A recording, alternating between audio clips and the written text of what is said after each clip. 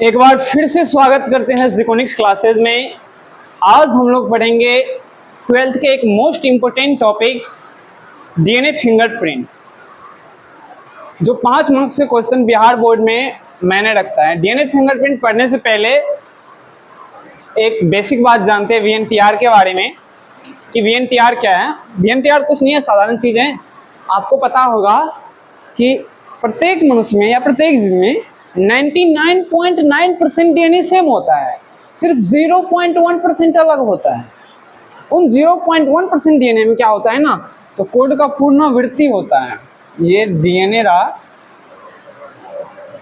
उस 0.1% डीएनए में कोड का पुनरावृत्ति होता है, यानी कि कोड बार बार दोहराया रहता है उसमें। हाँ, यही है वीएनटीआर। तो चलिए अपना इम्पोर्टेंट टॉपिक पे आते हैं। किस पे? तो डीएनए फिंगरप्रिंट पे। डीएनए फिंगरप्रिंट कुछ नहीं है, इसे समझेंगे हम लोग बहुत ही साधारण में। आपको इस वीडियो के अलावा दूसरा देखना नहीं पड़ेगा डीएनए फिंगरप्रिंट के लिए। आप सिर्फ हमारे शब्दों को ध्यान से सुनते रहिए, हम कहानी के रूप में बताते हैं। एक राजा था, बहुत अमीर था। राजा तो राजा ही होता है, बहुत अमीर ही होगा। उसके घर में होता है क्या, एक बार चोरी हो जाता है। अब राजा को क्या होता है, तो 2-3 लोगों पे शक होता है। अब राजा को तो केवल शक था, वो कंफर्म नहीं था ना कि चोर यही है। तो राजा को पता था कि एक साइंटिस्ट हैं अलेक्स जेफरी, जो बता सकता है कि चोर कौन है। तो राजा अलेक्स जेफरी के पास गया, अलेक्स जेफरी को बुलाया। अलेक्स जेफरी आए और अलेक्स जेफरी उस जगह पे गए जहाँ पे चोरी हुआ था। वहाँ पे अलेक्स जेफरी छानबीन किए तो वह देखा कि चोर का जो है वो लार गिरा हुआ है, यानी कि वो थूक फेंक दिया था, लार गिरा हुआ है। अब अलेक्स जेफरी क्या करता है, इस लार से डीएनए प्राप्त कर लेता है। अलेक्स जेफरी इस लार से डीएनए प्राप्त कर लेता है। फिर इस डीएनए से बहुत सारा डीएनए बना लेता है पीसीआर के माध्यम से। पीसीआर कुछ नहीं है, पीसीआर है इट इज फोटोकॉपी मशीन, यानी प्रिंटिंग मशीन। आप जानते होंगे प्रिंटिंग मशीन में क्या होता है कि एक ही पेपर का हम बहुत सारा कॉपी निकाल लेते हैं, ऐसे ही पीसीआर डीएनए का बहुत सारा कॉपी बना लेते हैं। ये हो गया, प्राप्त कर लिए डीएनए। अब उस डीएनए को क्या करते हैं, तो आरई एंजाइम के द्वारा, अब उस प्राप्त डीएनए को आरई एंजाइम डालते हैं उस पे, जिससे क्या होता है, तो वीएनटीआर अलग हो जाते हैं, यानी कि उस डीएनए से वीएनटीआर प्राप्त हो जाते हैं आरई एंजाइम के द्वारा। फिर प्राप्त डीएनए यानी कि वीएनटीआर को जेल इलेक्ट्रोफोरेसिस करवाते हैं।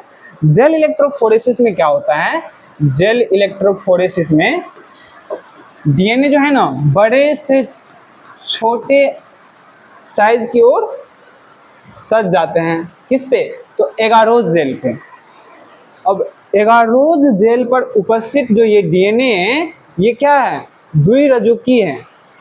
अब इस पे डालते हैं हम लोग उष्मा, कितना, तो 95 डिग्री सेल्सियस,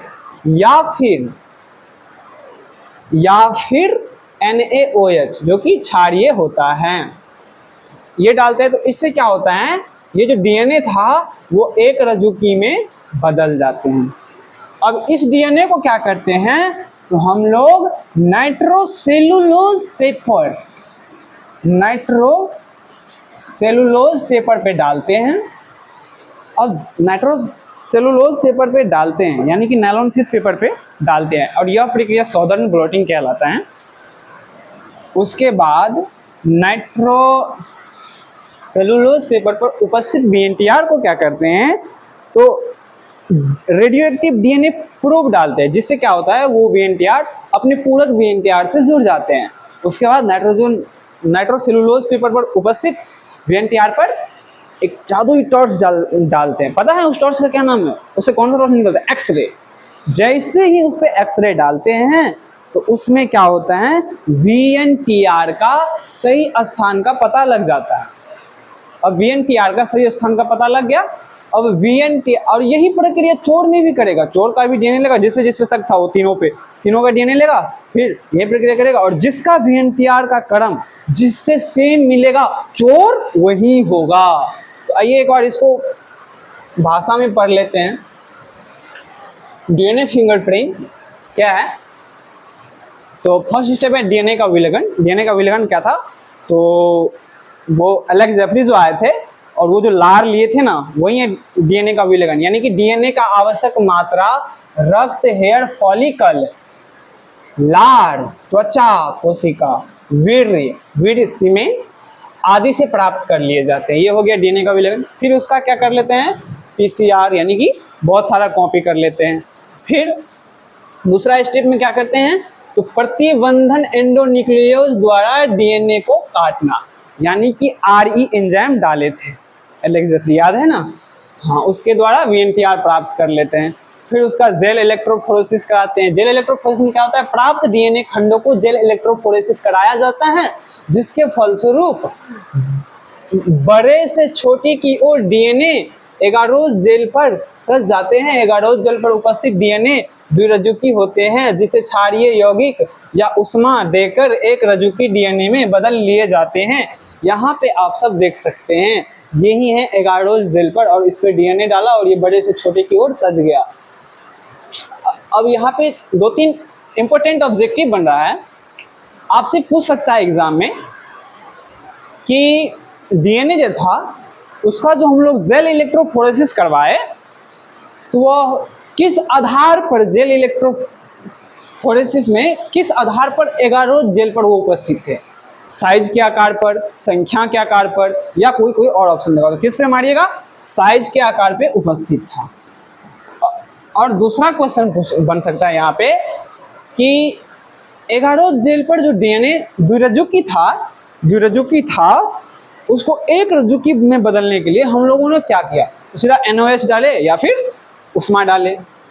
अब नेक्स्ट स्टेप है सॉदर्न ब्लॉटिंग। कुछ नहीं, वो जो था VNTR जो एगारोज जेल पर उपस्थित था उसको नाइट्रोसेलुलोज पेपर पर स्थानांतरित कर लेते हैं। यही है सॉदर्न ब्लॉटिंग। और उसके बाद कुछ नहीं, बस लास्ट है। उसके बाद क्या करते हैं? तो रेडियो एक्टिव DNA प्रोब का VNTR के साथ जुड़ना, यानी कि एक रज्जुकी VNTR पर रेडियो एक्टिव DNA प्रोब डाला जाता है, जिसके फलस्वरूप यह एक रज्जुकी DNA प्रोब पूरक VNTR से जुड़ जाते हैं। उसके बाद स्व-विकिरण चित्रण, इसके बाद नाइट्रोसेलुलोज पेपर पर एक्सरे डाला जाता है, जिसके फलस्वरूप DNA प्रोब की मदद से VNTR की सही स्थान का पता लग जाता है। यानी कि एलेक्स जेफरी जो किया था, तो उसमें जो VNTR था, ये एक एग्जाम्पल मानते हैं, उन्होंने किया तो उस पे जो था ये 1 पे था, ये 6 पे था। और जो चोर का किया, वो तीनों चोरों का है। ये चोर नंबर 1, 2, 3, इसमें भी किया वही सेम, सब कुछ सारा प्रक्रिया सेम किया। तो इसमें था, एगो पे था 1 पे उपस्थित, एगो पे था 4 पे, एगो पे था 5 पे। ये तो चोर नहीं होगा।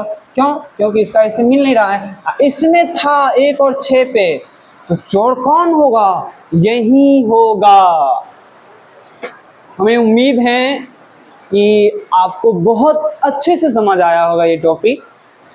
अगर अब भी नहीं समझे ना, तो अपने आप को समझ लेना। सॉरी, उनमें कुछ टॉपिक छूट गया था, जैसे कि वो एलेक्स जेफरी साइंटिस्ट था ना, वो कोई और नहीं था, वही DNA फिंगरप्रिंट का खोज किया था। और एक DNA फिंगरप्रिंट का उपयोग कहाँ होता है वो छूटा था। तो उसका उपयोग होता है सबसे पहले माता पिता के पहचानने में या बच्चे के पहचानने में, फिर वो चोर को पकड़ने में या फिर खूनी को पकड़ने में, यही सब